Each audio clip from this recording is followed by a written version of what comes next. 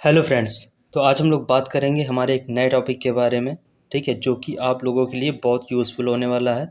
जो भी हमारे जूनियर एडवोकेट हैं, जो भी लॉ स्टूडेंट हैं, जब अपना लॉ कंप्लीट करने के बाद कचहरी जाते हैं, कोर्ट में जाते हैं, ठीक है, तो उनको ये दो चीज़ें बहुत शुरुआत में सिखाई जाती हैं। ठीक है, और ये ना आने से उनको काफ़ी दिक्कत का सामना करना पड़ता है। तो इसलिए इस वीडियो में हम लोग जानेंगे कि हाजिरी माफ़ी और स्थगन प्रार्थना पत्र दोनों में अंतर क्या होता है और इसको लिखते कैसे हैं। ठीक है, तो चलिए देखते हैं।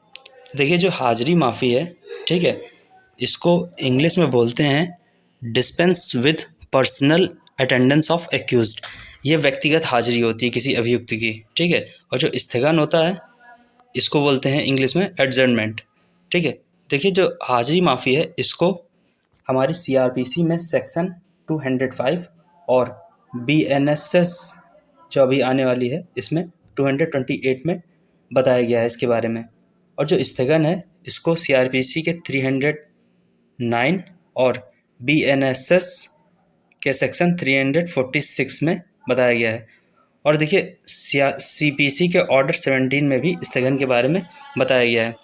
देखिए, जो हमारा हाजिरी माफ़ी है ये केवल क्रिमिनल प्रोसीजर में ही यूज़ किया जाता है। ठीक है, ये केवल क्रिमिनल प्रोसीजर में, जबकि जो स्थगन है ये सिविल और क्रिमिनल दोनों में चलता है।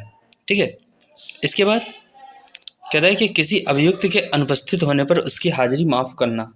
हाजिरी माफ़ी का क्या मतलब होता है कि जैसे कोई अभियुक्त है वो न्यायालय पहुंचने में असमर्थ है, ठीक है, वो अब्सेंट हो जाता है वहाँ पे पहुंचने में, तो एक हाजिरी माफ़ी दे दी जाती है जिससे उसकी अनुपस्थिति को नेग्लेक्ट कर दिया जाता है। यहाँ पर स्थगन क्या है, कहता है किसी कार्यवाही को नियत तिथि के लिए स्थगित करना।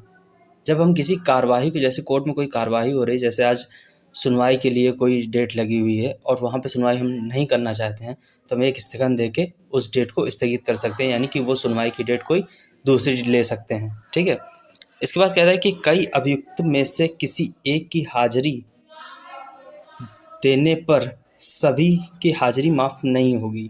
ठीक है, जैसे मान लीजिए किसी केस में 4-5 अभियुक्त हैं, उसमें से कोई एक अब्सेंट होता है, ठीक है, और उसकी हाजिरी पहुंच जाती है, और एक और है जो कि अब्सेंट होता है, वो हाजिरी नहीं देता, तो उस दूसरे वाले की हाजिरी के बिहाफ पे उसको छूट नहीं दी जाएगी, यानी कि हर व्यक्ति की हाजिरी आनी चाहिए जो भी वहाँ पे अब्सेंट है।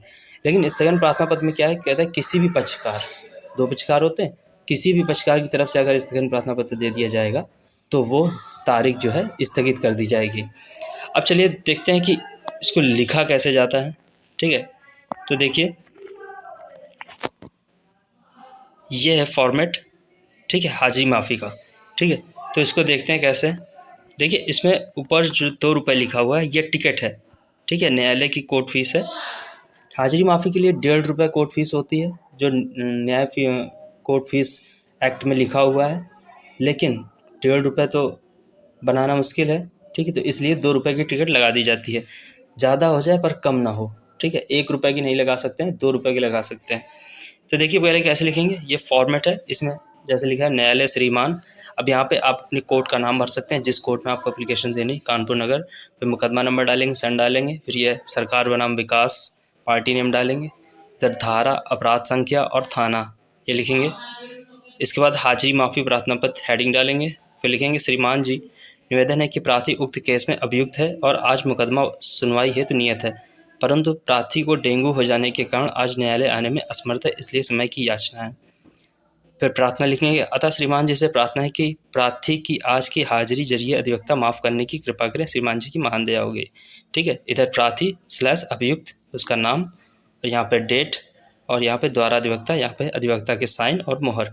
देखिए, इसमें जो भी मैटर है वो मैटर आप अपने हिसाब से बदल सकते हैं। ठीक है, जो भी कंडीशन हो, आपको जो भी सही लगे, ठीक है, उस हिसाब से आप इसको भर सकते हैं, लेकिन फॉर्मेट आपका यही रहेगा हाजिरी माफ़ी का। इसके बाद बात करते हैं एडजर्नमेंट की। तो देखिए, जो एडजर्नमेंट का फॉर्मेट है वो ये है। ठीक है, इसमें देखिए जैसे हाजिरी माफ़ी में 1.5 रुपये की टिकट होती है, वैसे इसमें 2.5 रुपये की टिकट होती है, लेकिन इसमें 3 रुपये की टिकट लगाते हैं। ठीक है, ज़्यादा हो जाए पर कम ना हो। तो देखिए कैसे लिखा गया है, न्यायालय श्रीमान, फिर यहाँ पर अपने कोर्ट का नाम डालेंगे, वाद संख्या, सन, ये सिविल की एडजर्नमेंट है। ठीक है, ऋचा बनाम महेश, फिर डालेंगे हेडिंग प्रार्थना पत्र बाबत समय। देखिए सिविल की जो ड्राफ्टिंग है उसकी लैंग्वेज थोड़ी अलग होती है, ठीक है। फिर लिखेंगे श्रीमान जी निवेदन है कि उपरोक्त वाद आज नियत है, परंतु वादी के अधिवक्ता महोदय का स्वास्थ्य खराब हो जाने के कारण आज न्यायालय आने में असमर्थ हैं, इसलिए समय की याचना है। प्रार्थना अस्तु श्रीमान जी। देखिए उसमें ऐसे क्रिमिनल में हम लोग लिखते हैं तो अता लिखते हैं, लेकिन सिविल में लिखेंगे तो अस्तु लिखेंगे। अस्तु श्रीमान जी से प्रार्थना है कि आज की तिथि को मुलतवी फरमाकर कोई अन्य तिथि नियत करने की कृपा करें, श्रीमान जी की महान दया होगी। फिर नीचे ऐसे प्रार्थी / वादी जो भी होगा, वादी या प्रतिवादी दोनों तरफ से दिया जा सकता है, उसका नाम, दिनांक, द्वारा अधिवक्ता, साइन और मोहर, ठीक है।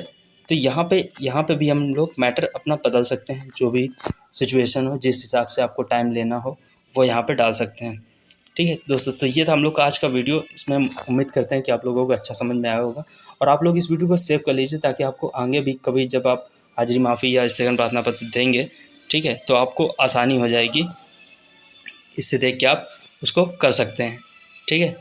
तो आप लोग इस वीडियो को शेयर कीजिए, लाइक कीजिए और हमारे चैनल को सब्सक्राइब कीजिए। हम लोग ऐसे ही आपके लिए नए नए वीडियो लाते रहेंगे। धन्यवाद।